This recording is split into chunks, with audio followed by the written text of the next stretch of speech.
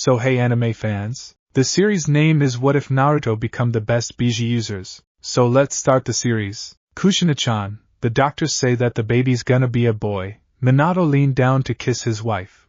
Now what are we going to name him when he's born? You say the first name and then we'll take turns naming him. I'm sure he'll be fine with 2 middle names. Alright, Naruto, Kushina said, smiling. She was in the hospital, about to give birth to her son in a few days. She was feeling weak, but that was probably normal at this stage. Her belly was fully round. Miso, Minato replied with a serious expression. Kushina glared at him. No, we are not going to name him after ramen. Can't you choose a different name? However, when she saw Minato's serious and slightly hurt expression, she sighed. Fine, we'll name him after ramen. A smile played on her lips when she saw Minato brightened up. She always loved it when he smiles, especially when she was the one making him do it. Okay, this is hard. Oh, I know, Kage. Minato raised an eyebrow. Seriously? Yep, one day, he'll be stronger than his daddy, Kushina said resolutely. He'll become the 5th or 6th Hokage. Minato laughed quietly. No, it's not that. If you put his name together, it'll be Naruto Miso Kage. Get it? Misakage, the Kage of the imaginary village with the best miso ramen. Kushina shrugged. Oh, well, I like it. Minato thought for a few minutes before saying, his last name will be Uzumaki, after his mother. Kushina stared at him. Minato-kun, that's just strange. It should be Namikaze, not Uzumaki. Minato thought for a second before announcing proudly. His name will be Naruto Miso Kage Uzumaki Namikaze, the longest name in the village. In short, it will be Naruto Uzumaki. He nodded in affirmative of his own decision, showing that he approved of that name. What do you think? I think, Minato, that you have finally lost it, said a voice at the door. Minato turned around and greeted. Hello, Fugaku, what did I lose? Your sanity. Fugaku replied simply, even though it was meant to be a joke. So, his name is Naruto Miso Kage Uzumaki Namikaze? Interesting in the fact that it has Misakage in it. Who came up with that? Both of us. But Kushina-chan was the one who added Kage to it. It was supposed to be Miso Kage, Minato said jokingly. Anyways, how's Mikoto? She's fine. Our son will be born in a few days. Hey, maybe Naruto, and he will be born on the same day. What did you name him? Minato asked. Sasuke Uchiha, Fugaku replied, amused. No middle name will be necessary. Minato shrugged. You should give him a middle name, add more uniqueness to it. Fugaku shook his head. He wasn't a person to get complicated with names. Unlike Minato, who loves to be creative in everything he does, there's no need for middle names, my friend. Complicated names will only confuse you. Minato shook his head. Nah. Nah. It went on for a while until Kushina couldn't take it anymore and yelled, Minato Namikaze, Fugaku Uchiha, if you two don't shut your blabbering mouths and let me rest in peace and quiet, after I escape this hospital bed, you two are so dead. Minato chuckled nervously. Yes, dear, of course. He turned to Fugaku and whispered, let's visit Mikoto-chan before Kushina-chan decides to actually fulfill her threat. Fugaku nodded quickly in agreement, and the two ran out of their pronto. Kushina sighed in contentment. Finally she could get some peace and quiet. Bang! She sweat dropped as she heard Minato apologizing to a nurse because of accidentally overturning a cart or something. Sometimes, I wonder how that man had ever become the yandere. Itachi was only 4 years old, however. Unlike most toddlers, he was intelligent and quiet. He loves to read and gain knowledge. While other toddlers would yell and make a lot of noise, he would stay quiet and keep his opinions and knowledge to himself until he needs to express them. He was also compassionate, patient, and humble. He was confident in his abilities but at the same time knowledgeable of where, and when his limits are reached, avoiding fights he knew he couldn't win. Itachi was also aware that overconfidence and arrogance are the deadliest weapons against a ninja. He kept telling himself that he could do better in anything. While his mentors praise him, he criticizes himself, striving to do even better. Today, he decided to skip his daily trip to the library and training session to be with his unborn brother. Mom, can I feel him? Please? Mikoto chuckled softly before taking her son's hand and placing it on her stomach gently. Itachi gasped in fascination. He's kicking. Are you hurt, Okayasan?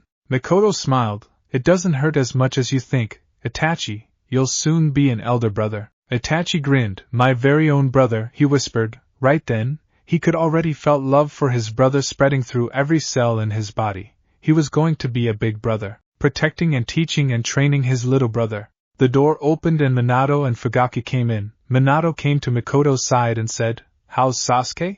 "Just fine, Minato, just fine," Mikoto replied. "How are Kushina and her baby?"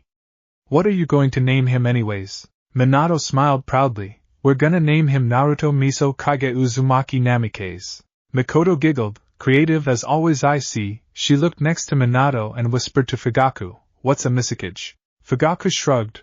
"The Kage of the land with the best miso-flavored ramen." Minato turned to Itachi, who was staring at him. "So you're going to be an older brother, aren't you?" "Hi, Hokage-sama," Itachi replied politely. Hey, it's just Minato-san to you, Itachi, you know I hate formalities like those. Besides, we both know each other pretty well, don't you think?"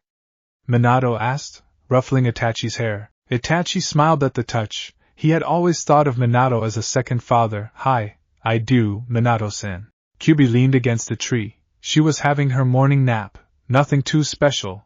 She had given up searching for the person who awakened her long time ago. It would end up in a lot of deaths and she didn't want that. Suddenly a kunai zipped through the air, piercing her cheek, which instantly healed. "Who's there?" she growled, standing up. There was no answer. Suddenly a cage of chakra surrounded her. Kyubi, however, was unfazed. "Who's there?" she repeated. There was a chuckle and a snake-like man appeared from out of the trees. "Ah, the Kyubi, so, you have stopped searching for me?" Kyubi blinked. "Searching for him? What the heck is he talking about?"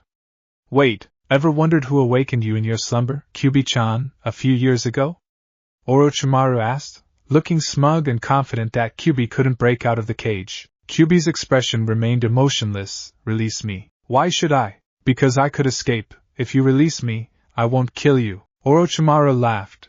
"This cage allows me to harness and take your energy whether you want me to or not. Attack all you want, you'll only help me. Let me demonstrate." He put out his hands in front of him. Kyubi felt her chakra draining away from her. She growled, "No. He dares. He dares to." Rage blinded her. Her clothes disappeared and 9 tails slowly developed. She transformed slowly into a demon fox. Orochimaru laughed. "Keep going. Give me power." Kyubi snarled, "He will never laugh again." She released her energy.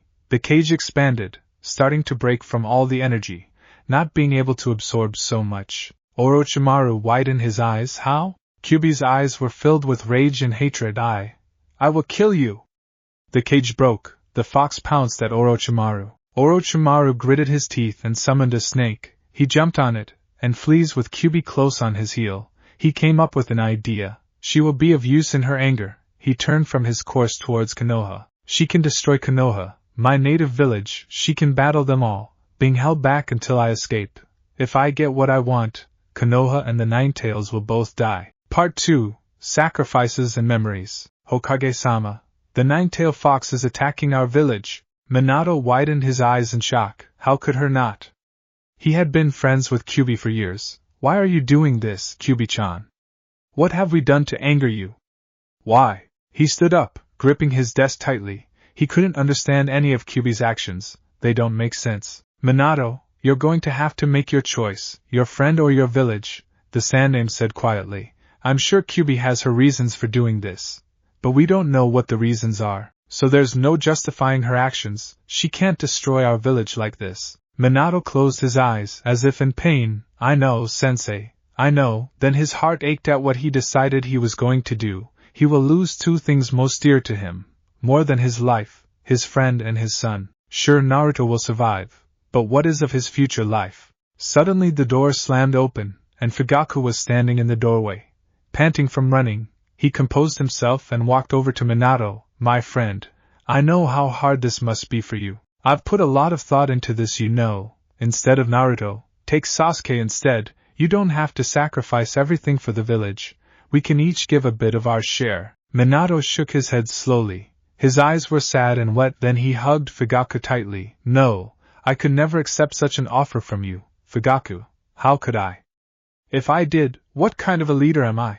A leader is someone who sacrifices for his people, not asking others to make the sacrifices for them. Fugaku closed his eyes. "How could you do this, Minato, sacrificing both your life, your friend, and your son for the village. He paused. You are a true leader then. You value those who trust you above all else, even more than yourself. Minato took a breath and then handed Fugaku 3 scrolls. These are our inheritance to Naruto. Give these to him when he's ready to use them. Take care of my son, Fugaku.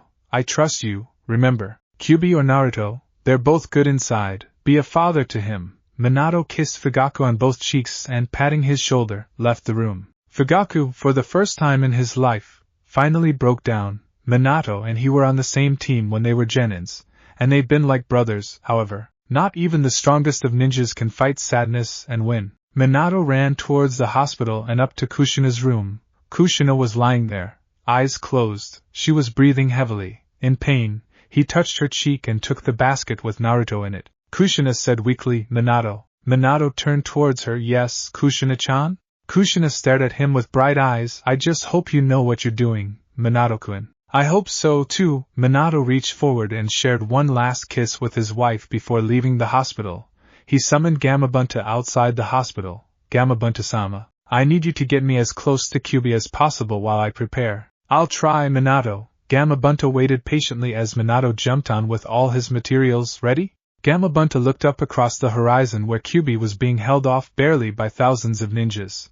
He was sure that if he gets too close, he'll be killed. He wasn't even sure if he could get close enough for Minato to do the jutsu. Hi, let's go. Minato was pale as they sped towards Kyuubi. He hoped Kyuubi would recognize him and stop her senseless rampage. But as they locked eyes, Minato knew Kyuubi was in a complete rage. Not feeling anything but rage, Kyuubi couldn't stop herself even if she wanted to. Look, it's the Yondaime. He's battling the nine-tailed fox. Someone among the ninjas cried. They all stopped what they were doing to watch the match. Kyuubi saw them and roared, lunging at them. Minato whispered an apology to her and made his hand seal. A bright light surrounded the area. He did what was needed and felt his life slipping away as the death god took his claim. At the same time Minato died, Kushina in the hospital breathed her last breath and died, joining her husband in an everlasting sleep. Fugaku heard a lot of cheers and stood up numbly, knowing Minato had fulfilled his duty and saved the village. He walked out into the field where Gamabunta stood in front of a motionless body of Minato and a basket with a crying Naruto inside. Fugaku picked up the basket and closed Minato's eyes, which were opened and staring. He walked back to the hospital, soothing the baby, and opened the door to Mikoto's room. Itachi looked up, knowing what had happened in the last few hours. He was crying over the death of his second father, or Uncle Minato as he sometimes called him, in their most intimate times together. But now his eyes brightened with interest as Fugaku laid Naruto in Mikoto's other arm, opposite of Sasuke. Otosan, who's that? He's your foster brother, Itachi. Fugaku watched as Itachi poked Naruto curiously. Itachi brightened at a newfound love he felt towards Naruto's. He was part of their family now. Mikoto shifted uneasily. Fugaku, isn't that the? Mikoto-chan, a container isn't the animal it contains. Naruto is Naruto. And even if he isn't, you can be rest assured that Kyuubi is a good person. Mikoto let out a sigh of relief and relaxed. Deep inside Naruto's seal, Kyuubi finally calmed down. Though she was extremely disoriented, the last thing she remembered was Orochimaru zapping away at her energy. Where am I? She muttered to herself. Minato's son, Naruto, died for the village. Kyuubi raised her head and saw a baby sleeping on the stone floor in front of her cage. Kyuubi gasped. She was caged. Does that mean she lost control of herself yet again? Memories flashed in her mind's eye. Flashback. The Night-Aim sighed. Kyuubi-chan, your powers are too immense. What happens if you lose control over them? I won't force you to be sealed into the shrine, but please consider it. Kyuubi frowned. But I won't lose control over it. If you can keep your people from bothering me and enraging me, then I won't even lay a hand on them. The Night-Aim nodded. But I can't stop all. Kyuubi, at least try to contain yourself when it happens. Before he could say another word, a cry came from the bushes and a boy threw a stone at Kyuubi, crying out, Monster! Before the Night-Aim could stop him, Kyuubi's stress and her natural demand for respect was more than a match for her control. Kyuubi lunged at the boy and her claws wrapped around his throat, squeezing it swiftly and killing the boy in less than a second. Blood covered her hand, and soon after, with horror, Kyuubi stared at the boy's broken neck. She turned to the Night-Aim, her eyes filled with terror of herself. Seal me, Night-Aim! Without further notices, the night aim sealed Kyubi into the fire shrine, and Kyubi slept for years to come. Many years later, Kyubi has awakened. She shook herself and stared, dazed. Then she remembered what had happened years before. She stared wildly around, searching for the one who released her, but finding none. In terror of herself, she lost herself in pursuit of her releaser, killing villages and ripping apart towns in search of him. She was going to force him to seal her back into the shrine. One day, she looked around at the hundreds of corpses surrounding her. She sighed and laid down, her head up and about and her tails wrapped around her. She'll never find him, and until then, she'll be a danger to all she meets. Suddenly, a young man with blonde hair came from the thicket of trees towards her. Kyubi growled, in no mood to be bothered at the moment. Stay away, human, if you wish to keep your life as it is now. The youngster ignored her threat and sat down on one of Kyubi's outstretched claws. Why did you kill all these people? Kyubi normally would have killed someone who had been so daring. But something about this man intrigues her. I killed them because they stand in my search to find my releaser, the one who released me from the fire shrine. Why do you want to search for him? Kyubi found herself telling him what happened since the incident with the night aim. And so, if he can release me, he can also seal me, or else, I'll always be a danger. Why do you keep looking for him then? If you do, you'll still be a danger to others. Couldn't you at least try to live outside the shrine and still be a peaceful creature? What's the point of looking for him anyways if you're going to kill so many in the process? That's what you're trying to avoid doing, am I correct? Kyubi stared, amazed at the blonde man's courage. You're extremely sharp, human. What's your name if I may ask? Minato Namikaze, what's yours? Kyubi no Yuko, the nine-tailed fox Bijou. Kyubi stood up and returned to her human form, beginning to walk to the edge of the forest. Don't worry, Minato, she said, glancing back at him. I won't kill anymore. But it wouldn't do if I stayed close to human civilization. Minato touched her shoulder. You're a good person, Kyubi. Maybe we can be friends one day under friendlier circumstances. We already are. Anyone who helps another is a friend. With that, Kyubi disappeared into the forest. End flashback. Kyubi acknowledged that Naruto was Minato's son. She reached out for Naruto's baby form and whispered, "You will be one day the greatest ninja in the land, young one." After her promise, Kyubi spent days in mourning over the death of her friend. Fugaku groaned. Finally, Naruto's adoption papers were done. He came home to find Itachi playing with Sasuke and Naruto in their crib, making them laugh. "Do you like your new brother Itachi?" Fugaku asked, smiling. "Like him?" Itachi scoffed. "I love him. He's my brother. Besides, what's there not to love about him?" He stuck his finger into Sasuke's hand and got stuck as Sasuke gripped his finger.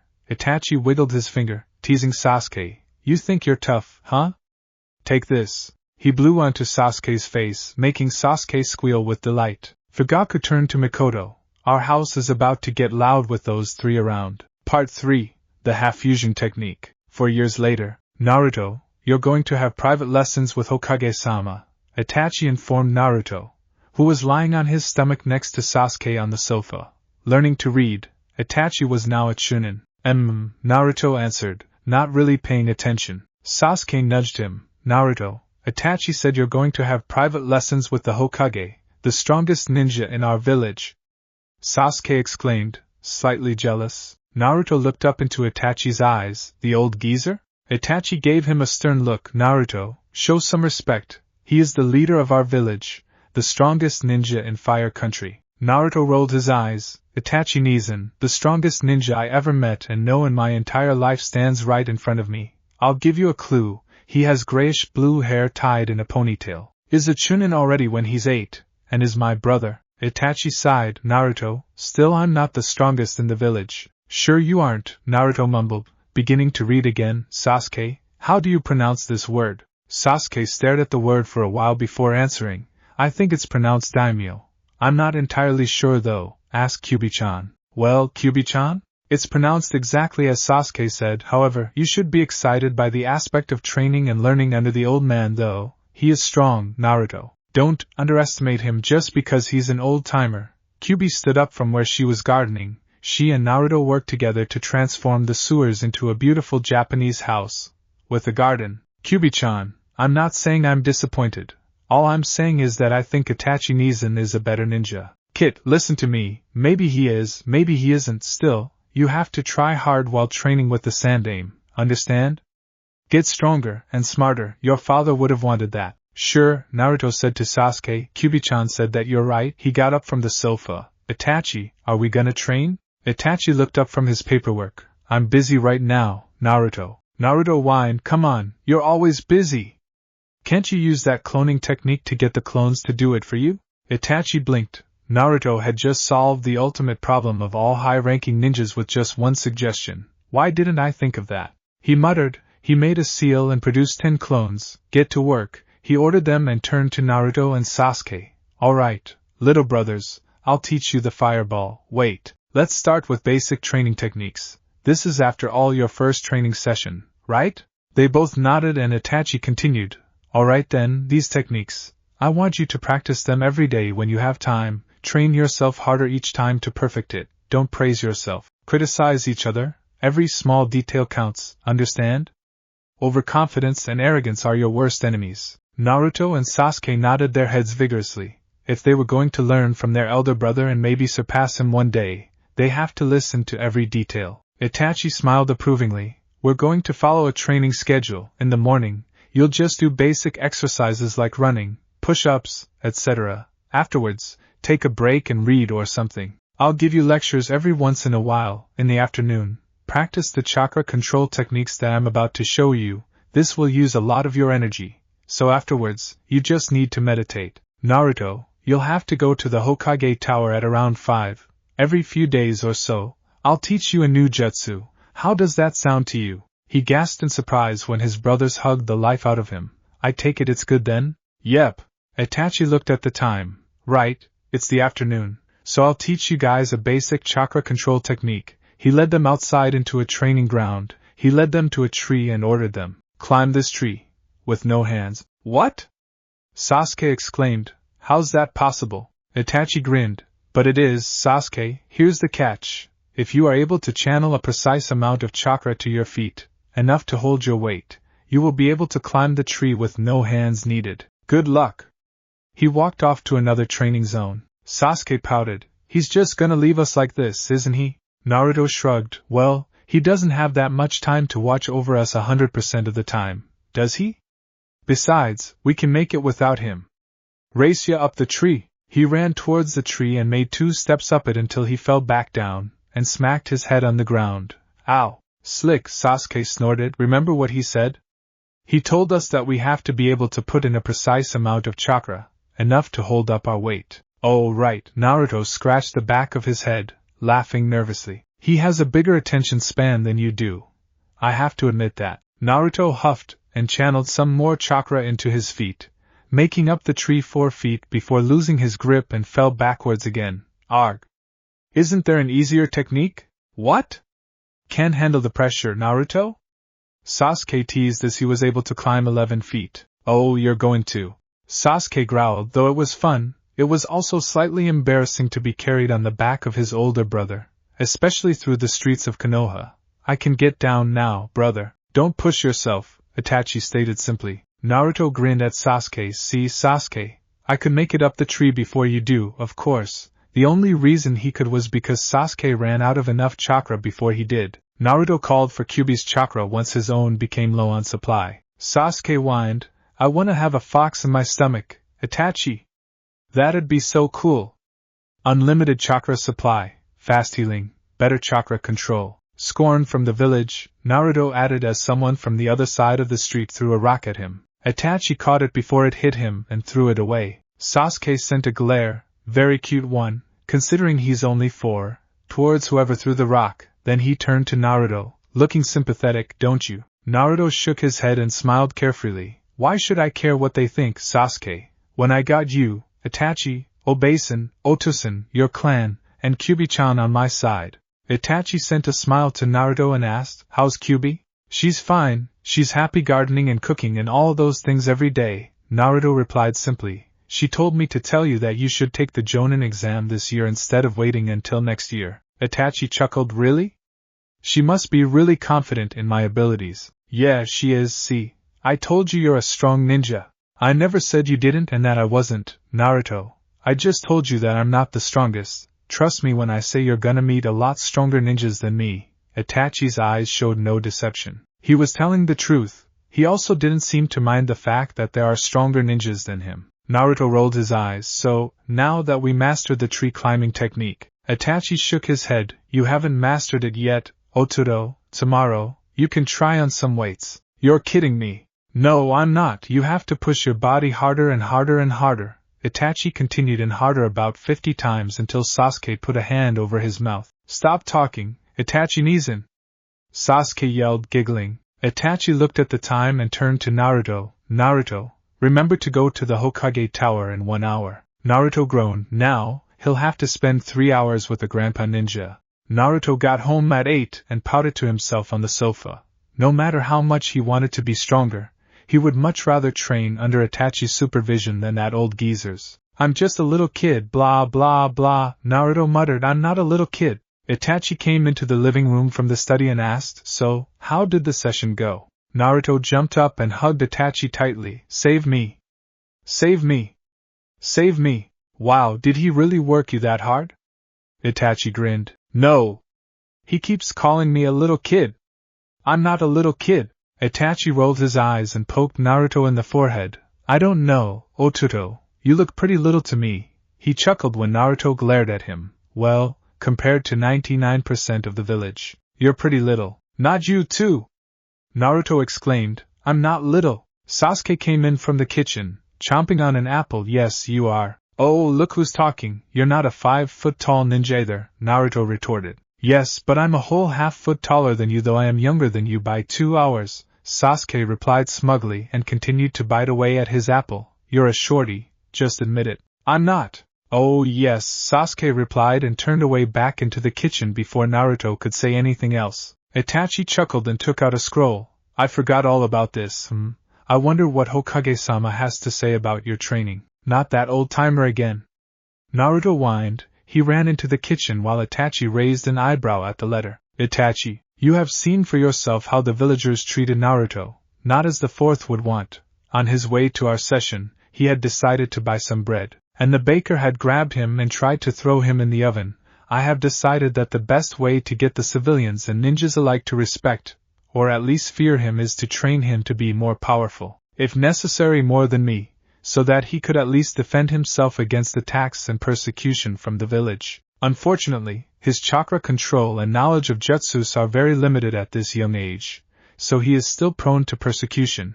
To get around this obstacle, I want you to research on the half-fusion technique. This technique will forever half-fuse Kyuubi and Naruto together. Kyuubi will not be able to control him, but they will both be benefited in some way. However, I myself don't know exactly how to perform it, and what it does. The third Hokage, Sarutobi. Itachi sighed. Why hadn't Naruto told him about the assault? Also, the Sandaime had not known anything about Naruto's relationship with Kyuubi. In fact, only he, Sasuke, and their parents actually know that Kyuubi was a peace-loving fox. Half-fusion technique. This might be difficult.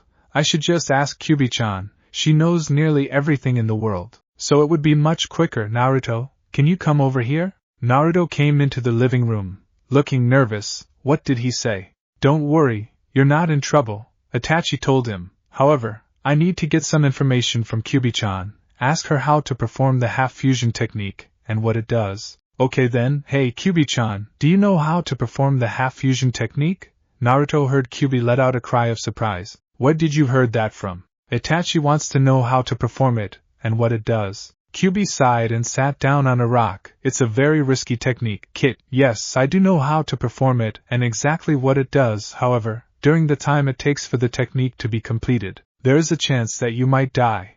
Possibly 75%. The reason? I'm a demon and you're a human. Two different species of living things. Fusing them together is very risky. Kyuubi said that the technique is very risky and I have a 75% that I might die because of it because she's a demon and I'm a human. Itachi was deep in thought.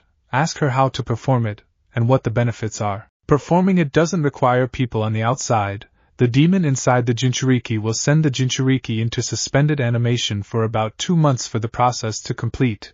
Afterwards, if they survive it, that is, the benefits will be very rewarding and great. The bijou, for one thing, will be able to see, hear, and experience what its container is seeing, hearing, and experiencing. It will be as if they were still free in the wild. the Jinchuriki. For another thing, we'll have all the Biju's cleverness, skills, cunning, knowledge, and powers. They will have full control of the Biju's powers. The two will understand each other perfectly, able to know each other's feelings and moods. It's a great reward at a very high risk. Naruto told Itachi this. Itachi sighed. The Sandaime was right, however. The third probably had not known about the high-risk part. Naruto, Hokage-sama, wanted it to be performed on you. Naruto yelped. He wants me to die. No, it wasn't my idea. But I want the same purpose. Want you to be powerful so that you can defend yourself against the villagers whenever they attack you. I won't always be around to protect you, Naruto. Why can't I just wait until I enter the academy? You have a year until you enter it. Many might have hurt you by then, Itachi said. Naruto turned away. Do you think I should take the risk? The risk and the benefits balanced each other out. You can either lose everything or you can gain everything. Finally Itachi smiled sadly. It's your choice, however, Oturo. Naruto thought. Finally he said, I don't know how you're gonna react to this, Itachi. But I'm taking the risk. If I don't, I won't ever know what would happen if I did. Life always has risks, Itachi. Itachi stared at him. Naruto, he began slowly, you're a daredevil. I can see that. I also agree with you wholeheartedly that life always has risks to take. However, is the risk worth taking? Like you said, they balance each other out. So yes, it is, Naruto announced. He heard Kyuubi let out a sigh. I meant, Naruto, that the risk of death has a high chance of succeeding. Itachi then ruffled Naruto's hair, but the touch seemed more sad and distant. Naruto hugged Itachi. I'll be fine, Nizan, I promise. Itachi chuckled softly and replied, promises will be null and void if you die though. Just trust me. I'm gonna survive if that's the last thing I do. Naruto sent Itachi a serious look so that his brother wouldn't make a comment like, that might be the last thing you will ever do. Itachi didn't say anything since he knew Naruto was determined. He gave Naruto a piggyback ride to his room and set him on his bed. When will you do this? Now, Naruto replied resolutely, the sooner the better. It also won't give him time to turn back from his decision. Itachi widened his eyes. Naruto. Itachi. Naruto gave him a look. Itachi kissed him and gave him a hug again. Don't die, he whispered before standing up and walking out the room, not looking back. Naruto sighed and lay down. Okay, Kyuubi-chan, I'm ready. I just hope you know what you're doing.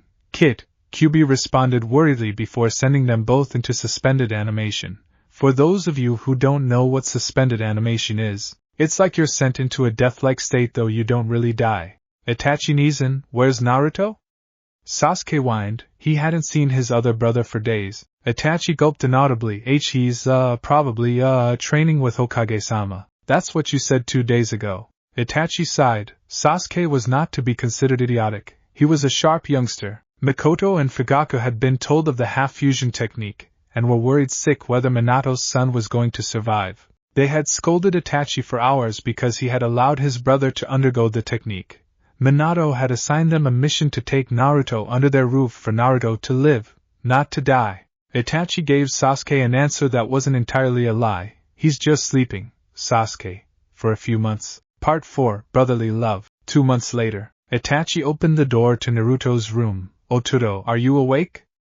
There was no answer. He went inside and sat down on the bed, careful not to sit on his little brother. Naruto's body was still and deathlike, however. There were some changes to his features. His whisker marks were deeper and more prominent, and his blonde hair had red highlights. His lips were parted slightly, and Itachi could see sharper, larger canine teeth, though they aren't as large as an Inuzuka's. Itachi was beginning to get worried. What happens if Naruto died? Brother? There was still no answer. The whole day wasn't done yet though, and he stayed by his brother's side until midnight. By then, he had nearly given up hope. You made me a promise. He choked back tears as he stood up to go to bed, even though he wasn't tired at all. Suddenly, like a miracle, Naruto began breathing again though he was still unconscious. Itachi breathed a sigh of relief and surprise at the same time. His brother had made it through the ordeal. Sleep well, Oturo. He kissed Naruto on the forehead and, smiling, left the room. His parents will be relieved, and Naruto's life will change forever. A year later, Itachi stared at the report in his hands. It was impossible. How could Naruto master every single one of the most advanced jutsus and techniques in all of Fire Country in a year? When Naruto had woken up 10 days after the completion of the technique, he had explained to them all the benefits of the fusion. fast learning skills, perfect memory, and more. But Itachi would have never believed this. Continuing to read, he found out that the next day, once Naruto becomes 6, he'll have to go train abroad with foreign instructors to put his powers to its full potential and to allow the villagers to forget all about him so that when he returns, no one would recognize him and see that he's a Jinchuriki. The Hokage will make up a lie, saying that he had sent the ANBUs to kill the demon. Itachi sighed. So much to think about. There's the orientation into the academy tomorrow. There's a mission coming in for him tomorrow as well. There's ARC. Maybe he should take a break to enjoy the afternoon with his brothers. Itachi stood up and went outside. Sasuke and Naruto were, instead of training today, talking under a shady tree. They were discussing, no doubt, about the academy and beating Itachi's record of graduating at age 7. I was thinking, maybe we could try graduating at age 6, Naruto was whispering. Yeah, then Itachi Nizan will have to admit we're stronger than him. Sasuke whispered back. Itachi got reminded of the fact that Naruto won't be at the orientation tomorrow as he was going to train abroad. However, Itachi just chuckled and sat down in front of them. So, you wanna beat my record? Yeah. Itachi poked both of them in the forehead. Sure you will. Wanna go out for some ramen, little brothers? Naruto cheered, but Sasuke pouted. Itachi chuckled again at Sasuke. Come on, we go out for onigiri all the time. Naruto has taste buds too, you know. He thought for a second. I wouldn't mind getting some Pocky on the way. Sasuke rolled his eyes. Pocky was Itachi's favorite food. Okay, can we just go now? They stood up and went to Ichiraku's. Ayame looked up at her customers and smiled at Itachi. Good afternoon, Itachi-san. Itachi's sweat dropped. Did he really look that old? Ayame and he are about the same age, actually. I'm only 9. Ayame's eyes widened. Oh, I'm sorry, I take it they're your brothers? She asked, indicating to Naruto and Sasuke. Hi, we'd like to order some ramen please, Itachi told her, sitting down on a stool. Okay, what would you like to order?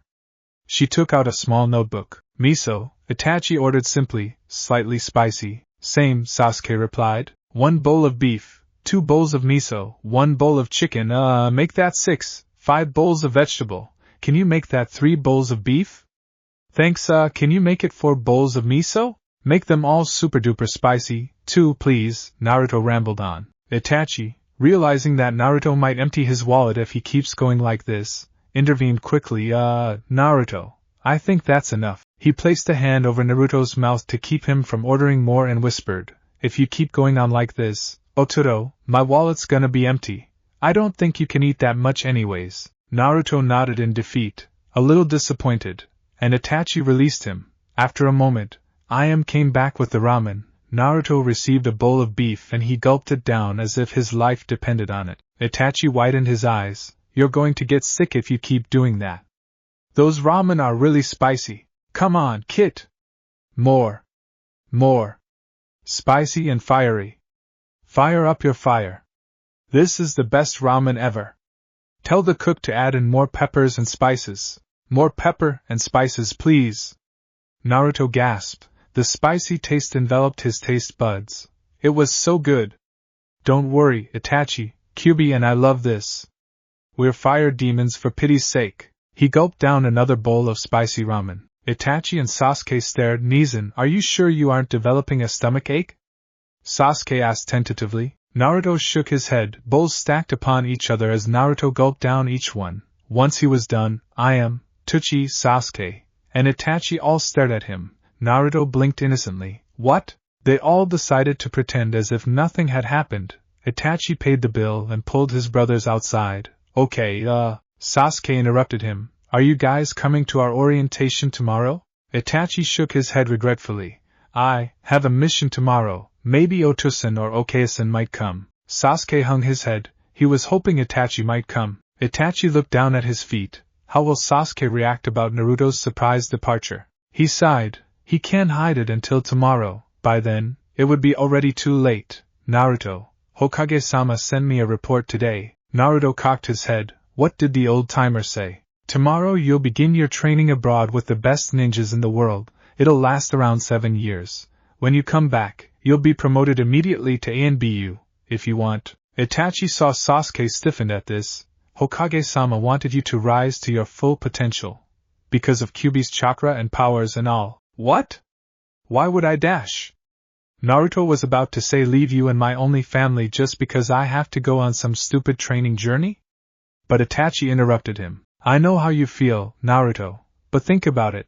This is a one-in-a-lifetime chance. It's not every day that the best ninjas in the world would agree to train a random Konoha ninja that they don't even know or met. Itachi's siding was split in half. On one side, he wanted his brother to stay, but on the other, he wanted him to become stronger. Naruto thought for a long time, remaining silent. Finally, he turned to the one whom he always asked advice from in difficult situations like this one. Kyuubi, should I? From my experience in life, I'd say take all the chances that come at ya.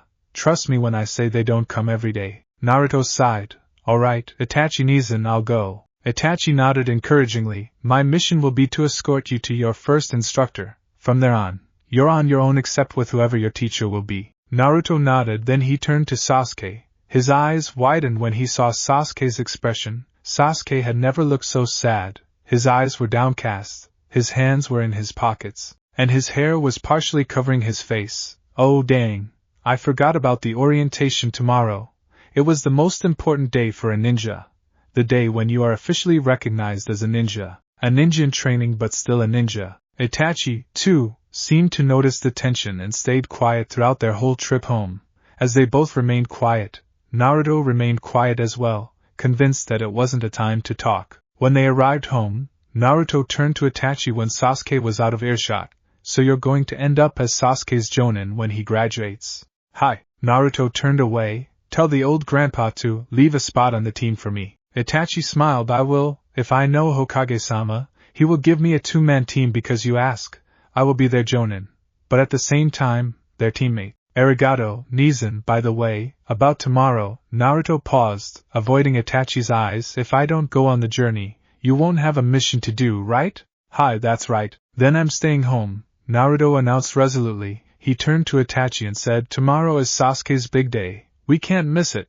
Besides, I'm fine with going to the academy. He's our brother, Itachi. Itachi widened his eyes. It wasn't because of Naruto refusing the chance to become the strongest ninja in the world, but it was because he was sacrificing the chance to go to Sasuke's orientation and be with his brother. Naruto, when you and Sasuke will be on the same team, this I'm sure the Hokage will approve. I think the team will set the record for teamwork. He paused. However, Naruto, you don't have to sacrifice all 7 years just for a day of Sasuke's orientation. We can go to his orientation tomorrow and try to make up lost time throughout the whole trip. Naruto split into a grin. Okay. Sounds good to me.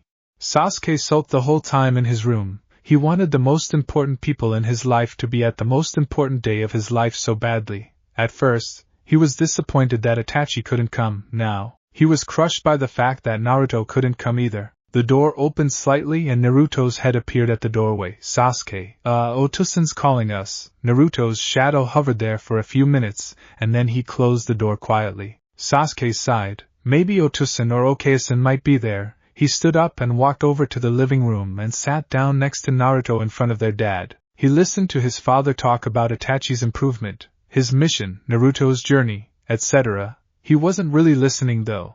He was just waiting for his dad to finish. Dad? He asked timidly after his father finished talking. Will you be coming to my orientation tomorrow? Fugaku hesitated before saying, I'm busy tomorrow, Sasuke. Sasuke hung his head and stared at the floor, trying to mask his feelings. All he asked for was his family to be there at his orientation, which probably only lasts a few hours at most for a day. Was that too much to ask for? Apparently it is. I guess our journey will be postponed then. Fugaku widened his eyes at his oldest son in surprise. What? Sasuke looked up at Itachi hopefully. Itachi continued talking to his father, not turning to give Sasuke eye contact. Naruto and I decided to stay for Sasuke's orientation tomorrow. We can always make up the lost time. After all, it is the most important day of his life, and it is customary for relatives to come. Fugaku sighed and nodded. Very well then, he made a sign to show that they're dismissed. All three of them stood up and went out onto the porch. Sasuke still couldn't believe it. His brothers were coming to his orientation.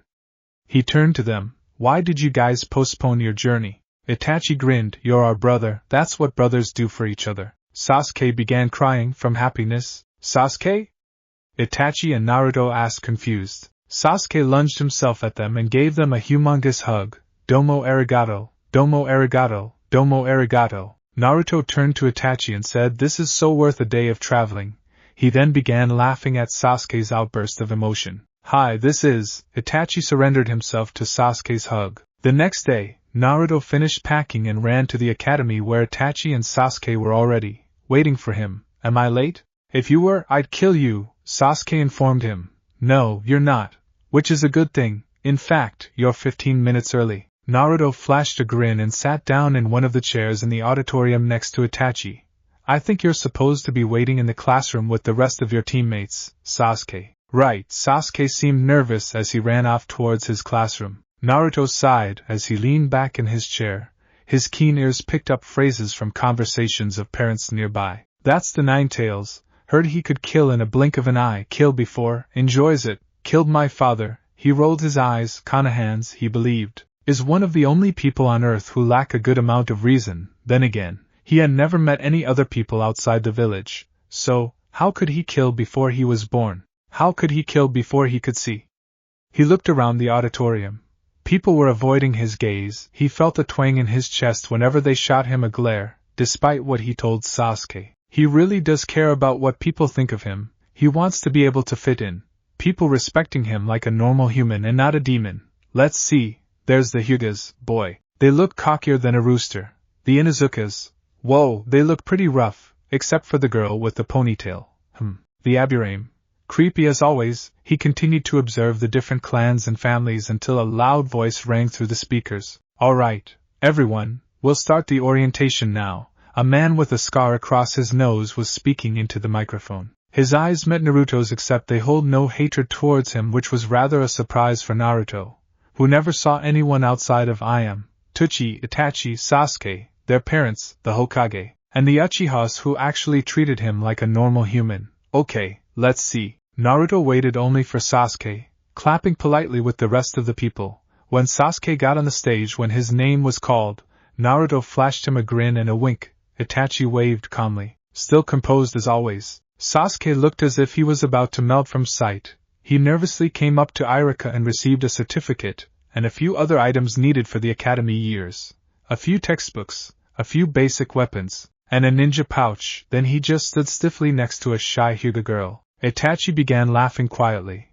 When he was oriented into the academy, he was the calmest of all his classmates. The orientation lasted about 2 hours, and afterwards, everyone went for refreshments. Sasuke walked shakily to Naruto and Itachi and mumbled, "Can we go home now?" Itachi became confused. "Don't you want to get to know your classmates?" Sasuke shook his head. "I feel sick." Concerned, Itachi felt his forehead. "You're heating up." He took Sasuke on his back and carried him home.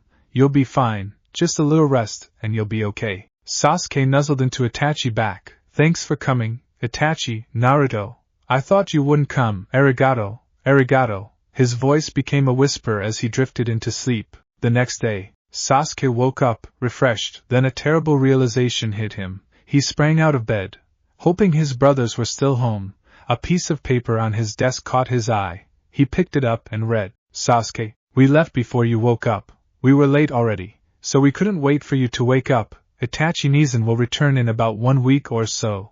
I won't be returning for 7 years though. Try to reach Yanbyu status by the time I return. When I return, the Geezer Hokage will promote me immediately to Yanbyu status. If I want to, that is. If you couldn't, that's okay. I'll stay Genin, Chunin, Jonin, or whatever you are with you. Good luck beating Itachi's record. Love you always, Naruto." Sasuke stared for a moment at the word 7 years. It was such a long time. Sasuke finally made his decision, one that would hold him back from surpassing Itachi. "We do everything together, so it won't change now. I won't graduate until he returns." Part 5. Living with a Handicap. 4 years later, Fugaku was seething. How dare the village? How dare they believe that the Uchihas are the ones behind the Kyuubi's attack? He paced up and down the room. Itachi was an ANBU captain by now, and Sasuke still haven't even graduated yet. Fugaku could feel the drift between the village and the Uchiha clan now. The village believes that the Uchihas are behind the attack because the Sharingan could control demons. However, Madara Uchiha alone is the only one stupid enough in their clan to actually try to control Kyuubi.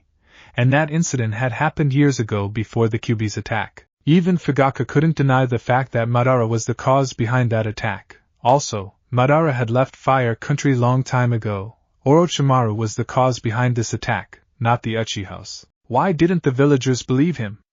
For the same reason they didn't believe Naruto was not the Kyuubi, they just needed a scapegoat present. Fugaku sat down at the desk in his office and thought for a minute. He finally decided that he endured Konoha long enough, even if his friend, Minato, was a former Hokage and died protecting the village. He, Fugaku, cannot tolerate it any longer. He stood up resolutely. Yes, that's it. An Uchiha coup d'etat to destroy the village would be perfect, punishing it for its crimes. From that time on, secret meetings were held by the Uchihas, planning and plotting to overthrow the Hokage and destroy the village. The third Hokage turned to Itachi. Your father, your whole clan in fact is getting too strong, too stubborn, and too out of hand.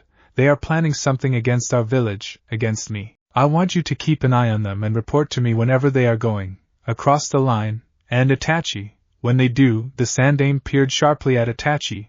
I want you to kill them all. Itachi narrowed his eyes. No. The Sandaime sighed. He knew Itachi was going to be hard to persuade, but he alone of the entire village was strong enough, loyal enough to Konoha to kill his own clan. Itachi, you must understand what would happen if you let them cross the line. There will be disastrous results. This is for the peace of the village. Itachi. Itachi turned away. He himself couldn't deny that his clan was up to no good. He thought about the coup d'etat his father was planning against Konohagakure. It would definitely produce disastrous results. I can't deny the fact that my clan is up to no good. The Hokage nodded. They aren't. Itachi lowered his eyes. My clan isn't worth the whole village. That answer was all the Hokage needed. Good, Itachi. Sasuke took out the katana Naruto had given him for his birthday on his travels. The katana was a dangerous weapon, deadlier than any other in Konoha. Naruto had written to him in the letter sent along with the katana. I got this while doing a mission with my Kenjutsu instructor. The katana was just another one of our booty. Hope you like it. Happy birthday. Oh, and it's not a toy. It can cut through millions of trees without ever getting dull or chipped or damaged. It's one of the sharpest katanas in the world. Sasuke ran out of his room to Itachi. Nizan, can you teach me how to use a katana? I'm busy, Sasuke, Itachi replied. He poked Sasuke in the forehead and walked off. Sasuke widened his eyes, surprised. There was something in Itachi's voice, a hollow feeling. He shook his head and went off to practice by himself. However, before he left, he heard Itachi and his father arguing heatedly about something. I hope it's nothing serious. Naruto's red-tinted eyes scanned his surroundings to make sure that no one was following and spying on him. It had only been 4 years, however. He had already finished training with all of his assigned instructors. Now, he was training with those he thought knew more than him, whether they were on the good side or bad. He was now training with the Akatsuki, though he didn't tell them who he really is. When they saw how powerful he was, they immediately granted him a position inside their organization when he asked for it, without thinking that he might not be completely loyal to them. The ring they gave him was on his left index finger, and he was partnered up with Deidara. However, he wasn't exactly loyal to the other blonde, nor were they on good terms. Naruto took out a crystal ball and set it on a stand. One of his teachers was a seer, and he was the one who taught Naruto how to use a crystal ball. Naruto was also given the crystal ball by the same person. Naruto waved his hand over the crystal and fog was formed. Once it subsided, Naruto gazed into the ball. What he saw made him gasp in horror and shock. Fugaku in a room with a few other Uchihas, planning a coup d'etat against Konoha, the Sandaime and Itachi talking about Itachi killing his clan to stop the said coup d'etat, Itachi and Fugaku arguing, son against father, Fugaku spending more time with Sasuke instead, telling him not to become like Itachi. Naruto growled, no, he must act quickly. A week later, Itachi's eyes were emotionless. The time had come for him to kill.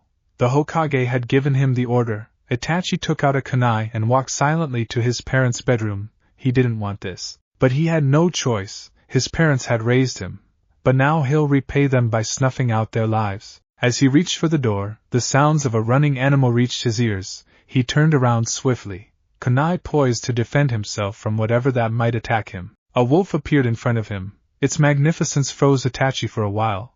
The wolf walked up to him and placed the scroll at his feet, then it slowly disappeared, turning to ashes. Itachi opened the scroll. Itachi, I don't know when this will get to you, but don't do anything. I sent a letter to Old Man Hokage and our Otosan too. Theirs might come a little later than yours though. Don't kill. Be patient. I'm sure we can work things out with no bloodshed. Your brother, Naruto. Itachi sighed and rolled it up. How did Naruto know? Either way though, he'll have to trust Naruto on this. Anything was better than killing his own family. He walked back to his bedroom, putting away his kunai, and waited. After a while, he could hear Sasuke returning home from the academy. He didn't come out to greet him however but stayed in his room. A little later, his parents' bedroom door opened and he could hear footsteps coming towards his room. Itachi? Came his father's voice. Itachi stood up warily and walked over to the door, opening it to reveal Fugaku standing in front of the doorway. Yes, Otosan? Fugaku held out a scroll. Naruto sent me a letter. He said you were ordered to kill us. But you won't since he sent you a separate letter not to. He also told me not to launch the coup d'etat, and that everything could work out without killing. Itachi lowered his eyes, slightly ashamed. I was about to kill you and Okayasan. I thought it was for the best, to protect the village. I didn't want to. Gomen nasai, Otosan. Fugaku quivered slightly, not from fear but from a surge of emotion. He had always known Itachi was more loyal to the village than to his own family.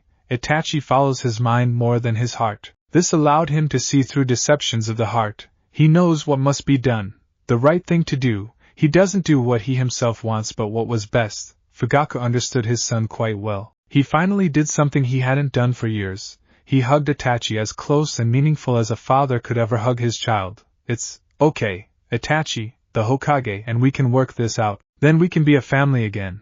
One that doesn't involve you trying to kill us. Fugaku chuckled softly. Itachi snuggled into his father's chest and whispered, It really is a good thing we have Naruto in our family. Huh? Hi. Naruto wiped a tear rolling down his cheek. Itachi and Fugaku were finally reconciled with each other. It was a beautiful scene. The next day, Sasuke heard voices. He knew he wasn't supposed to intervene on his elders' meetings, but he wanted to know what's been going on lately. His father and his brother were acting strange and tensed around each other. Sasuke ran through the hallways of his house to the meeting room and pressed his ear to the door. He could hear Itachi and the Hokage arguing with his dad. Then Itachi was arguing with the Hokage. The small meeting was heating up. Hokage-sama, there has to be a way to work this out. Killing my own family should be used only as a last resort. Sasuke widened his eyes. Itachi had been about to kill his own family? Had Itachi been about to kill him, Sasuke, his own brother? Itachi, don't you think I've been trying to find a way? It's the only way. No, it's not. Why won't you believe us? Why won't you and everyone believe us that it wasn't us who were behind the Kyuubi attack? It was Orochimaru, I swear. How would Orochimaru control Kyuubi? The Sharingan is the only tool in the world known to be able to control demons, besides the firsts. It doesn't mean we use it to. How would you know that Orochimaru was behind the attack? Itachi was silent. You're just like the rest of the village, he finally said quietly. You just want to have a scapegoat, one besides your beloved student. It was now the Sandame's turn to be silent. Itachi's voice was suddenly filled with angry scorn. How do we know? Kyuubi-chan told us. She admitted that Madara did control her before but only once. You now think that every time a demon attacks, it's because of the Sharingan. That isn't true. Kyuubi told us that Orochimaru enraged her, and that she lost control over her emotions. Kyuubi-chan was a peace-loving fox. She admitted everything through Naruto. All the Uchihas know this. That's why we're angry that you won't be open-minded and believe us. You kept blaming us for something we didn't do, making us scapegoats. We've been loyal to you and the village all this time, and this is how you repay us? Fugaku's voice was calmer than Itachi's. Hokage-sama, I'm willing to make peace if you stop the rumors against the Uchihas. I'll try, came the answer after a long silence. However, Fugaku, the village won't give up the belief easily. The third paused and sighed warily and deeply. I admit to you here, I have always tried to protect Orochimaru as much as possible, shielding my eyes from his power-hungry actions. That was what happened long time ago, and the result was the deaths of many lives. And I still haven't. He trailed off, then he took a deep breath and changed the subject abruptly. The village will be to you as a handicap is to a person.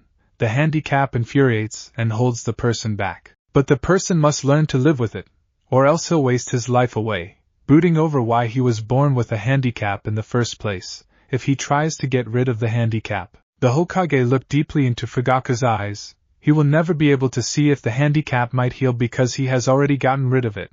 Now he has no chance of healing. That will only be a setback to him. If you just try to stop the rumor, I couldn't ask for more from you. Sasuke smiled. He was quite sure everything worked out just fine. He was about to tiptoe away when Itachi's voice rang out. Little brother, I know you're there. The door opened and Itachi stood in the doorway, smiling down at the nervous Sasuke. You came right in time to witness how many lives could be saved if people just work things out peacefully and not violently.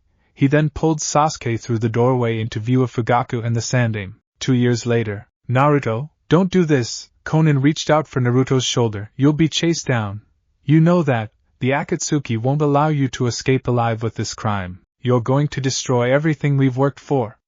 I thought you're loyal to the Akatsuki. Naruto shook her hand off. I'm only loyal to my heart, Konan-chan. I can't stand it anymore. Every night he trailed off, pausing for a long time. Konan and he had grown close during the years even though he had tried everything in his power to distance himself from her. Once he returns to Konoha, they will instantly become mortal enemies. One loyal to the Akatsuki and the other loyal to Konoha. Konan had been the only one in the organization to know that he was the nine-tailed Bijou, but she didn't reveal his secret to the others, knowing that as a result, he'd be hunted down, even though because of the half-fusion technique, it would be impossible to separate Kyuubi from Naruto's body. They might end up killing them both, achieving nothing. I understood them. You already know how the half-fusion technique works. I understood how they feel.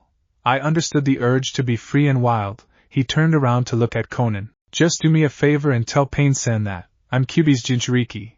I owe them that much, that knowledge at least. They did train me powerful techniques and trusted me enough to allow me in this organization. With that, he swerved at lightning speed and knocked her out before she could see and react. Naruto sighed and walked into the room containing the special demon jars. There were 5 jars containing the 3-, 4-, 5-, 6-, and 7-tailed Bijous. He shook away the guilt feeling and stole the jars. Pain knocked on Naruto's door. There was no answer. Strange, he's not one to be this insubordinate.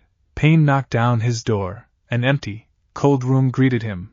Pain narrowed his eyes suspiciously. Where could that kid be? Pain walked down the corridors of the Akatsuki headquarters. He thought he saw something lying on the floor ahead of him and laughed at the thought that entered his head. Naruto had been training in the corridors. That kid trains in random places seriously. And had exhausted his chakra supplies and had fallen asleep. On closer inspection, Pain widened his eyes. He slowly picked up Konan bridal style and blinked, confused. He shrugged it off though. Konan and Naruto must have been sparring and she must have exhausted her chakra supplies. Those two are unbelievably close. Wait, Naruto would never just leave her on the floor like that. Something's wrong. Konan stirred and looked up at the one carrying her. She blinked to orient herself. Once her head was straight, she gasped. She grabbed Pain by the collar and whispered into his ear, Pain-kun. Her voice was weak with her all groggy and all. Naruto, Kyuubi Jinchuriki, stole all the Bijous. She trailed off, too weak to continue. Pain widened his eyes. He must have heard wrong. What? One look into her eyes and he knew she was telling the truth. Pain laid her against the wall and said, wait here. He ran into the room Naruto had entered just a few minutes ago. The room was empty. There were none of those jars inside. And oh, Pain quickly used telepathy to contact the rest of the members of the Akatsuki. Damn you, Naruto. Why? You ruined everything that we have ever worked for. You're the Fox Bijou, eh? Well, get ready to run. Pain angrily slammed his palm into the wall. He had liked Naruto, who had always heeded his orders submissively. Until now, clever fox, got us to trust him and then. By the time Pain knew what had happened, Naruto was already in a different country. Kyuubi-chan, they were good teachers. I feel guilty about doing this. They taught me a lot. True, Kit, however, you did the right thing. The Akatsuki is getting too powerful anyways. Still, Naruto set the jars down on the grass and sat down next to them. Are you powerful enough to defeat them all if they try to attack me, Kyu-chan? My powers are unlimited, Kit. They're yours for the taking. Naruto nodded and unleashed all of the Bijous. There was a dramatic moment of roaring and snapping and Hoka lashed out at Soku. "What are you doing here, you snaky rooster?" He blasted a large fireball at Soku, who in turn spat poison straight at him. If I must remember, Raiju slashed Hoku in the back. "Leave Soku alone. Can't we all live in peace and harmony for once?" Now that I thought of it, how did we all end up here in the same area anyways? Kaku asked confused. The badger waited for an answer. "The last time I remembered, I was in Earth Country." "Hey, down here!" Naruto yelled, calling out to the Bijus. "I released you from those jars over there." Raiju reached a conclusion. "Wait, last time I remembered, 2 guys in black and red cloaks attacked me and sealed me away. So," all the Bijus stared down at Naruto, "you released us? But you're just a brat." Naruto folded his arms and pouted. "Thanks for the gratitude. Risked my life to rescue you, and this is how you repaid me." Now, contrary to most traditions, the Bijus do have honor in them. Hoka stared for a second before saying, "We are grateful. However, just who are you?" Naruto stood up proudly. "I'm Naruto Uzumaki of Konoha. Jinchuriki to Kyubi the 9-tailed fox Biju. Nice to meet ya." They all stiffened at the Kyubi part. "Kyubi? Hi." Naruto cocked his head. Why did they suddenly become all tensed and scared? Hoka turned away. She was the most powerful of us all. Nikomata-chan and I teamed together once to attack her. Nikomata was nearly killed. As for myself, he showed Naruto a huge scar running down his back. He shivered. "That was during the ancient war of the 9 gods. She could have killed me easily." Naruto sat cross-legged on the ground, there was an awkward silence. Soka then hissed out, "Now what? We all know the Akatsuki are after us." There was uproar. Proposals were made by one Biju and the others contradict them, proposing others. "Man, Q-chan, what the heck? I have to say, this is the first time I've seen them gotten along like this." Kyubi emitted a loud laugh. Normally, they try to tear each other's throats out. Finally Kaku roared, "Silence!" They were all quiet, though they all tried to deny it. The fact still remains that Kaku was the most cunning and stealthy of them all. The proposal Kaku will make might be the most agreeable. Kaku cleared his throat. "Okay, let's look at the situation. We have 3 choices. 1. We can be free now and be captured by the Akatsuki later on. 2. We could manage to escape from the Akatsuki and later be sealed into a Jinchuriki. Possibly a weak, bratty kid. 3. We could seal ourselves inside Kyubi's Jinchuriki, who I personally think is a good choice. We can't escape from the human civilization, so these are about our only choices." "What?" Kyubi screamed in Naruto's head. "I ain't sharing my Jinchuriki." "No way, no how." Guys, I don't think Kyubi's very happy about that decision." Isanade growled. "Tell her that we'll all annoy her by annoying you. Because yes, we know a half-fusion technique when we see one." "Arg, Kit!" "Fine, they can share you. Just tell them they'd better not bother my peaceful mornings." Chu-chan says fine then. Whoa, whoa, whoa. What about my opinions, eh? I don't want a bunch of demons sealed up inside me. Konoha already hates me for containing one demon. Naruto cried out. Kaku pondered thoughtfully. "Tell you what, kid, why don't you not tell anyone about it? It'll be our little secret. Also, in return for you letting us share you, we'll give you full control of all our powers. We can all perform the half-fusion technique all over again on you. It'll be less risky because you're already part demon because you're already half-fused with Kyubi." Naruto sighed. "I don't know about this, Kyubi. There's no setbacks to this, is there?" "No, Kit, there isn't. You have everything to gain and nothing to lose. Can't say the same for those guys though. They'll be sealed up inside you forever. They must be desperate." Naruto nodded uncertainly. "Alright then, seal yourselves up then. Hold on, kid, this will hurt." After a few minutes of preparation, chanting, and a blinding light, Naruto's scream could be heard throughout the forest. A year later, Naruto was sleeping in the forest, enjoying his daily visit to the Bijus. At first they were grumpy and seemed unsociable, but after he got to know them, they were all quite polite and kind, in their own way. The Bijus are the following for those who aren't familiar with Japanese folklore. Isanade, 3-tailed turtle Biju. Soku, 4-tailed half-rooster and half-snake Biju. Hoku, 5-tailed dog Biju. Raiju, 6-tailed weasel Biju. Kaku, 7-tailed badger Biju. The Bijus were all in their human forms as usual. Isanade was a man with medium-length blue hair with a sharp horn on his head. Soka looked kinda like a vampire with dark orange hair. Hoku was a young man with long white hair with robes. kinda like Sesshomaru in Inuyasha if any of you need an image hint. Raiju was a thin man with spiky golden yellow hair and yellow eyes. Kaku was a small teenager with blue hair tied into a ponytail. Naruto today was spending some time with Hoku. So anything interesting happening today? Hoku didn't answer. He was just staring off into space. Naruto pouted and looked in the direction Hoku was staring at. His gaze met Kyuubi a distance away. Something in Naruto's brain clicked. He giggled mischievously and said, "You like Kyuubi-chan, don't you?" Hoku turned to him surprised. "What? Oh, don't act all innocent. You're in love with Kyuubi-chan, aren't you?" Hoku blushed, a light tinge appearing on his pale skin. "No, I'm not. You're trying to embarrass me, aren't you?" Hoku, like most demons, hates to reveal the fact that he has emotions at all. His voice was calm and composed as ever, but his facial expression gave him away. Naruto grinned and danced up and down, yelling at the top of his voice, "Hoku's in love with Kyuubi!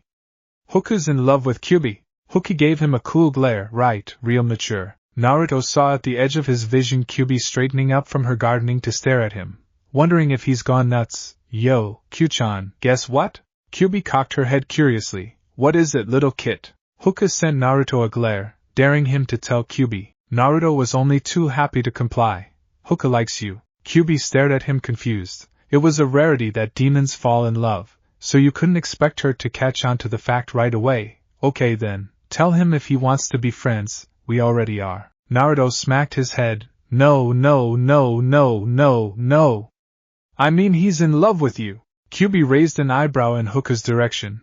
Hoku himself looked as if he wanted to disappear out of sight. "Is this true, Hoku-kun?" "No." "Okay," Kyuubi replied simply, not really caring at all. She has better things to do than getting romance into her life. She returned to her gardening. Naruto turned to Hoku. "Nice, now she'll never know that you like her, and you'll never get to have her. I'm sure Kaku could steal her heart easily." Hoku stiffened. Kaku was one of the more handsome demons in the world, though he doesn't exactly care for romance. Naruto continued, knowing he had gotten Hoku's attention, then the two would get married, live together, have children. Hoku stood up and slowly walked towards Kyuubi, his robes billowing slightly in the wind.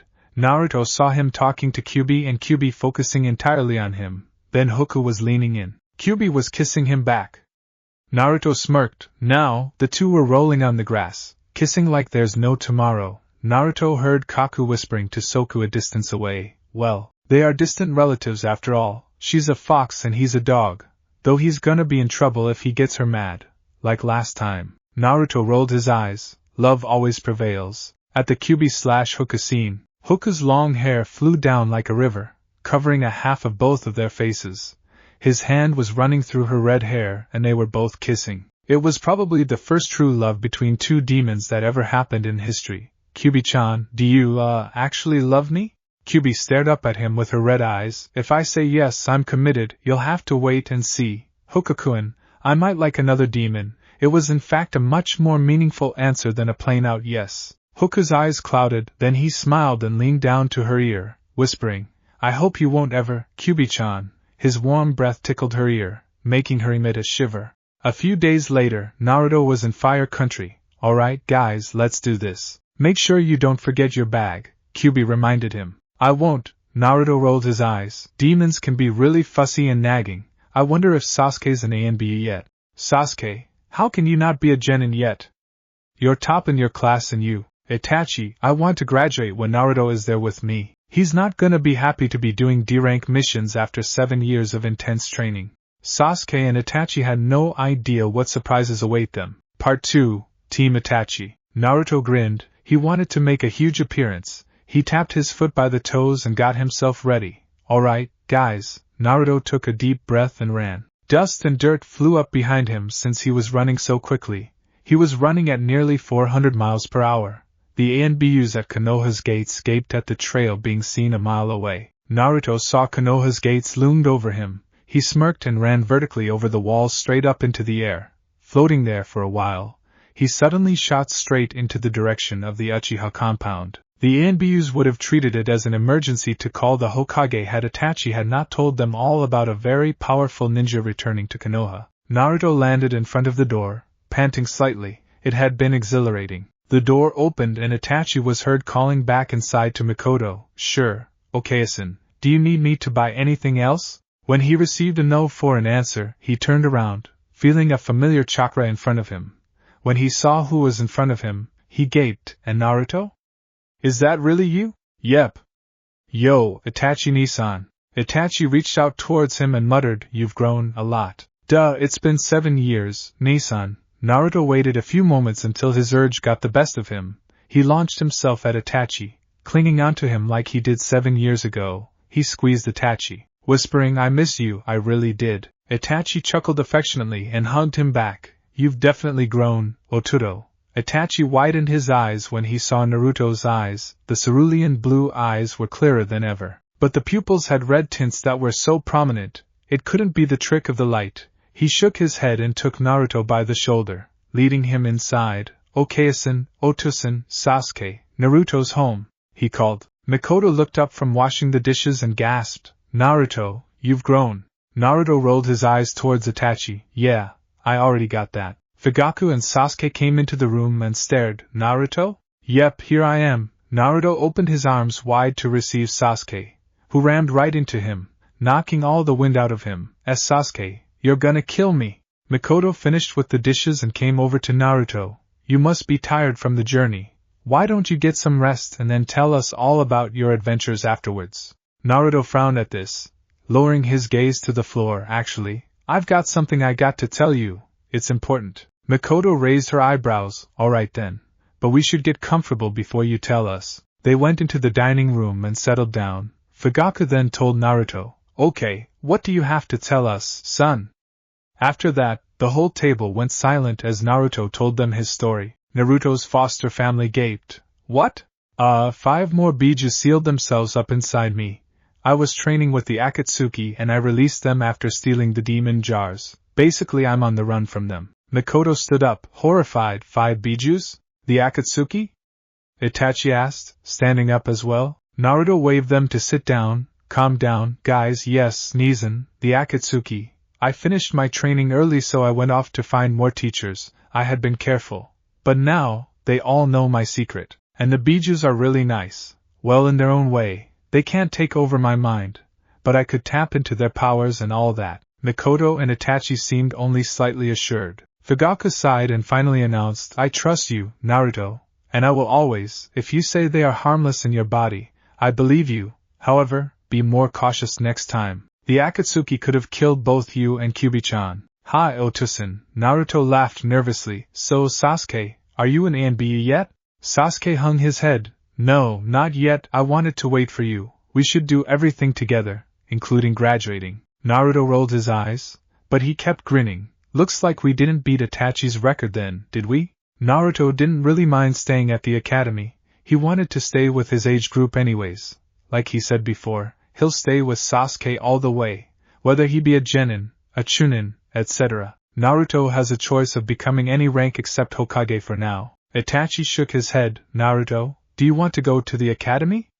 If you want to, I can just send a letter to Hokage-sama, and he'll allow you to. Also, if you do, I should give you a notice that the graduation exam is in 3 days. Naruto nodded. Hi, I do. I'm staying with Sasuke. 4 days later, Naruto purposely scored the lowest score in the class. That way, he could even it out so that he and Sasuke could be on the same team, just in case the Hokage says no. He could hardly care that everyone kept calling him a knucklehead and an idiot. He and Sasuke were brothers, except they were very different on the popularity scale. Girls went after Sasuke for a boyfriend, and boys go after him for a rival or an ally. Oturo, here comes Sakura and Ino. Look out, Naruto whispered out of the corner of his mouth to Sasuke sitting right next to him. Sasuke ducked under the desk. 2 fangirls, just perfect. The 2 came bursting into the room. Glaring at each other, they turned to Sasuke and ran right over to him. Sasuke, will you go out with me?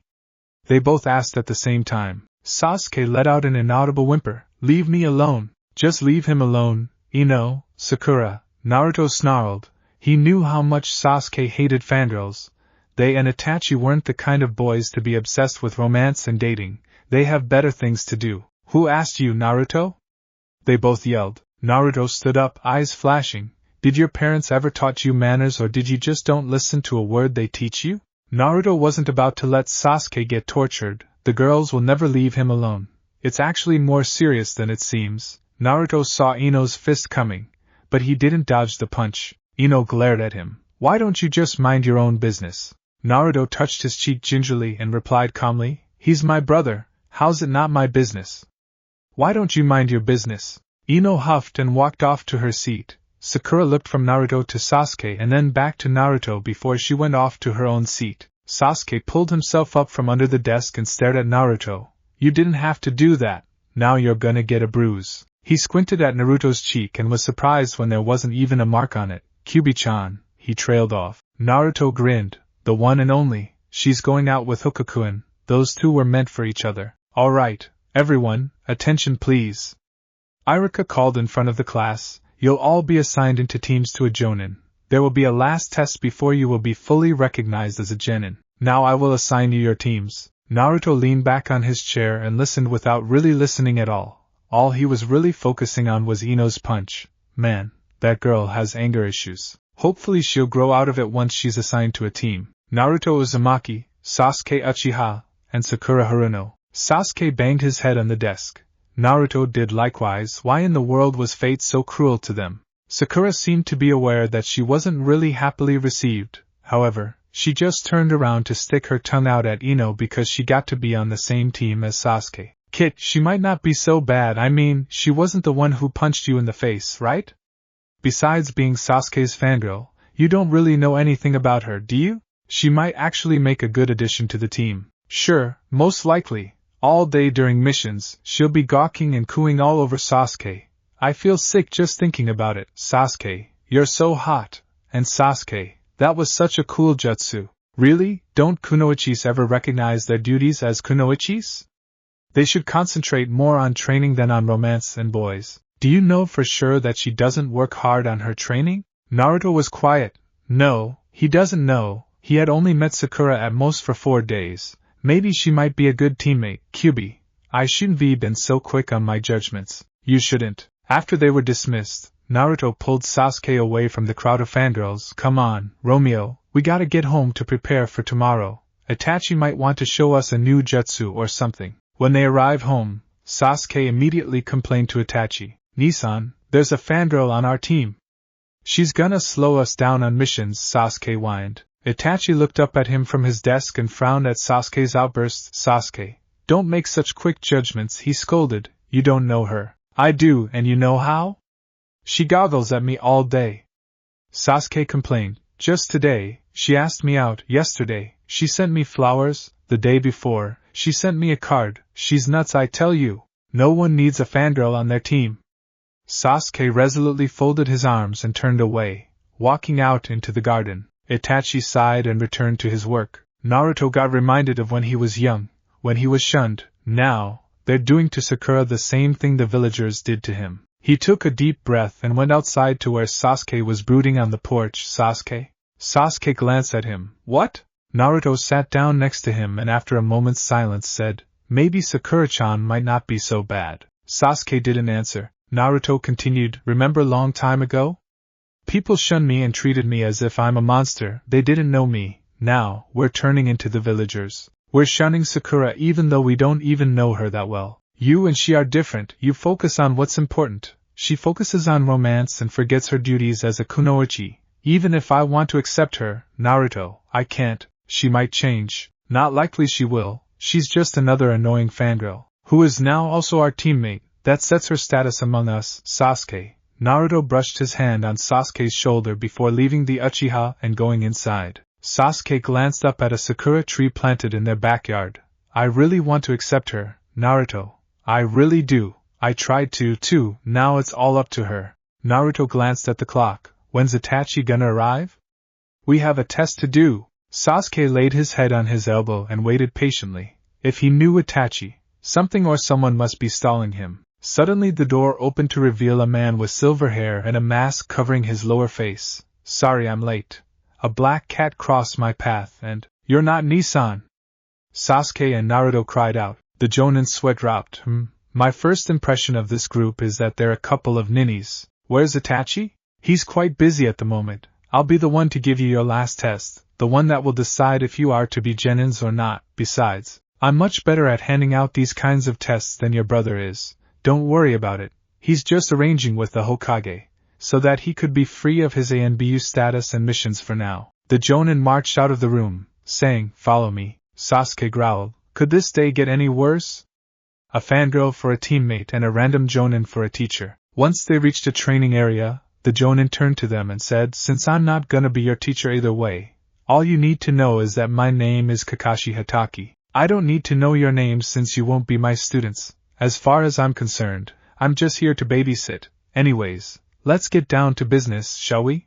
Normally, you're supposed to take this test tomorrow, but Itachi-kun wanted to get this over with today. Now, you have until noon to get these 2 bells from me." Kakashi held up 2 bells. "Those who manage to get the bells, pass. Simple to understand, you see." Naruto raised a hand. There's only 2 bells. Smart, are you?" "The one who doesn't have a bell by noon fails." Kakashi tied the bells to his belt and folded his arms. "All right, begin." All 3 of them disappeared into the trees. Naruto peered at Kakashi from a branch. "Q-chan, what now? I know Itachi told us all about teamwork, but there's only 2 bells. Either way, one of us will have to fail. I'll tell you this, Kit, things aren't always what they seem." Naruto sighed. "Oh, well, they can worry about who will pass later. Right now, they have to worry about teamwork. Itachi had said they might be able to set the record for teamwork, and they will. They can't expect it to be easy, right?" Naruto took a deep breath. He could have gotten the bells all by himself, but that was not the point of this test. Naruto ran off to find Sasuke and Sakura. He knew exactly what he has to do. He motioned for Sasuke to follow him and led him to Sakura. "Listen, we all know that this is about teamwork, right?" He glanced at Sakura, who stared at him in surprise. Of course, he mentally smacked himself. He and Sasuke knew. Sakura didn't. Sakura didn't have someone like Itachi to teach her. "Only 2 of us can pass." He smiled sadly. "You 2 can pass, I'll stay behind. I could catch up to you guys easily." When Sasuke was about to protest, Naruto gave him a piercing look, silencing his brother immediately. "Anyways, here's the plan." Sakura felt her chest tightening. Naruto was sacrificing himself for her and Sasuke. She finally realized something. All those times she teased Naruto along with the others, she had been acting as a monster. Naruto wasn't bad, he was a really good person. Before she could say anything, the plan was set immediately into action. There wasn't that much time before noon. Sakura waited up in the trees for Naruto to do his part. When Naruto appeared, she felt a twang in her chest. It was regret. Regret for all those times she treated him bad. He was a good person, a really good person. Naruto walked out calmly onto the field. "Alright, Kakashi, why don't we have a one-on-one taijutsu match?" Kakashi raised an eyebrow. "Really now? Minato-sensei, what in the world is your son planning? Why is he so confident?" Naruto got into taijutsu stance and charged. Kakashi blocked a punch coming straight at his face. Naruto then launched a barrage of punches and kicks. Kakashi widened his eyes. He had to focus entirely on Naruto, not just a bit of his attention. Naruto then looked him in the eye and smirked. "You lost, Kakashi." He jumped back and stood in front of Kakashi. Kakashi felt for the bells, but he found them gone. He gaped. "How?" Sasuke and Sakura came out, standing next to Naruto, holding up their bells. "We won your game, Kakashi." Kakashi's expression returned to its emotionless mask once again. "So, Naruto, you failed? As a sacrifice to pass your teammates?" Naruto smiled brightly. "Hi, I am. Fail me, Kakashi." Sasuke gripped his bell until his knuckle turned white. "It's not fair, stupid test." He then glared at Kakashi and suddenly chucked the bell at Kakashi's face. Kakashi caught it. "Of course, you know what? I don't want to pass, I don't care, fail me as well." Sakura, at the same time, threw hers on the ground, surprising both boys, and said, "Fail me, too, I don't care either." To Naruto's surprise, Sasuke and Sakura put their arms around him. Sasuke smiled and said, "Remember when you and Itachi sacrificed the whole day of the mission just to come to my orientation? We stick together, no matter what." Then they both looked at Sakura, who lowered her eyes, remembering that she was practically the odd one out of their group. Sasuke smiled and laid a hand on her shoulder. "You just proved to both of us that you're no ordinary fangirl." Sakura widened her eyes. Did she heard right? Did Sasuke actually compliment her of all people? Sasuke never compliments anyone. Tears welled up in her eyes. She was finally accepted into their circle. All 3 of them looked up at Kakashi. "Pass all of us, or fail all of us. We're a team, and we stick together no matter what. Kakashi glared at all of them. Is that all you have to say? You're just gonna fail yourselves for each other? Hi. Then I only have one thing to say to all of you. He suddenly smiled underneath his mask. You all passed, and set the most dramatic record for teamwork. Sasuke, Naruto, and Sakura stared at each other unbelievingly. Did they just pass? Did they heard right? Kakashi's smile widened. You all showed pure teamwork, and that was the whole purpose of this test. You passed. Sasuke smiled, relieved. He turned to Naruto and hugged him. We passed, Nissan. I can't believe it, he whispered into his ear. Then he turned to Sakura, pausing before he gave her a full-hearted hug. Sakura gasped in surprise. Sasuke-kun. Kakashi chuckled at the scene before leaving the group silently, as to not disturb the moment, to report to the Hokage and Itachi. They will become great. One day, possibly they'll become the most famous ninjas in history. They all passed, with perfect marks, Kakashi announced to the Hokage and Itachi, who was signing the last of the papers. They both looked up, surprised. It was rare enough that Kakashi actually admits that a team passed. But Kakashi actually complimenting a team? Was this really the Kakashi they knew? Itachi gawked. My team passed?